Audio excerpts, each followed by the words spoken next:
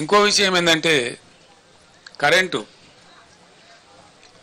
1.5 సంవత్సరంలో డిస్ప్రపోర్షనేట్గా చాలా దారుణంగా ఉన్నటువంటి విద్యుత్ రంగాన్ని సుమారు 35,000 కోట్లు ఖర్చు పెట్టి రకరకాల పద్ధతులన్నీ అవలంబించి సెంట్రల్ ఎలక్ట్రిసిటీ అథారిటీని కూడా సంప్రదించి మా మెదడంతా కరగదీసి అద్భుతమైనటువంటి కరెంటుగా మేము తీర్చిదిద్దినాం. భారతదేశంలో అన్ని రంగాలకు 24 గంటలు ఒక సెకండ్ కూడా కరెంటు పోకుండా ఏర్పాటు చేసినటువంటి ఘనత మా ప్రభుత్వానికి. అది మీరందరూ అనుభవించినారు, మీరందరూ చూసినారు. ఆనాడు కరెంటు పోతే వార్త, ఇలా కరెంటు ఉంటే వార్త అనే కాడికి వచ్చింది. ఇది ఎందుకు వస్తుందండి నాకు అర్థం కాదు. ఒక సెటిల్డ్ సిస్టమ్. విద్యుత్ అనేది చిన్న విషయం కాదు కదా, నోటి మాటలు కాదు కదా, కట్టుకథలు పిట్టకథలు కాదు కదా. ఒక అద్భుతమైన వ్యవస్థ. దాన్ని తీర్చిదిద్ది 7.5-8 ఏళ్ళు అద్భుతంగా మేము మొత్తం ప్రజలకు సరఫరా చేసినాం. కమర్షియల్ కావచ్చు, డొమెస్టిక్ కావచ్చు, అగ్రికల్చర్ కావచ్చు, ఇండస్ట్రీ కావచ్చు, ఐటీ కావచ్చు, ఇంకా మరే ఇతర రంగమైనా కావచ్చు.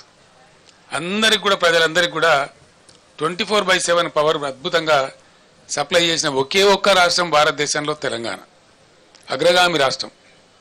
మరి ఆ రాష్ట్రానికి ఏం చెదలు పట్టింది? అలా 100 రోజులలో ఇంత అస్తవ్యస్తమైంది. దీని ఉన్న తమాషా ఏంది? కొత్తగా నడిపించేది ఏం లేదు, కొత్తగా మొదలు మోసేది లేదు, కట్టెలు కొట్టేది లేదు, కొత్తగా పెద్ద గడపరలు పెట్టి తవ్వేది లేదు. ఉన్న వ్యవస్థ ఉన్నట్టు జరిగించలేని అసమర్థత ఏంది, అశక్తత ఏంది?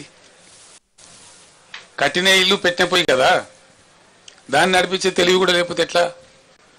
అంటే మనకు స్పష్టంగా దీన్ని బట్టి అర్థమవుతున్నది ఏంటంటే, ఇప్పుడున్నటువంటి రాష్ట్రాన్ని పరిపాలిస్తున్నటువంటి పార్టీ ప్రభుత్వం యొక్క అసమర్థత, అవివేకం, తెలివి తక్కువతనం, అవగాహన రాహిత్యం, దేన్ని ఎట్లా వాడానో తెలియనటువంటి ఒక అర్భకత్వం మనకు స్పష్టంగా కనపడతా ఉంది.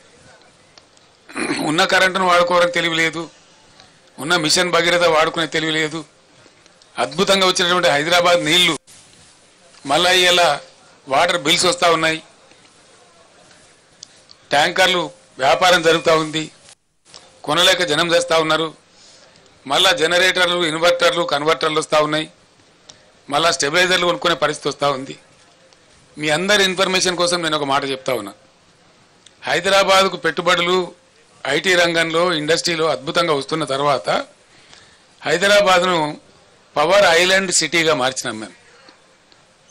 ఎటువంటి పరిస్థితి వచ్చిందంటే ఐటీ కంపెనీ వాళ్ళు, పెద్ద పెద్ద వాళ్ళు, చాలా పెద్దవాళ్ళు, ఇంటర్నేషనల్ దిగ్గజాలు, న్యూయార్క్లో పోతుంది పవరు, లండన్లో పోతుంది కానీ హైదరాబాద్లో పోదురా అనే స్థితి తెచ్చినాం.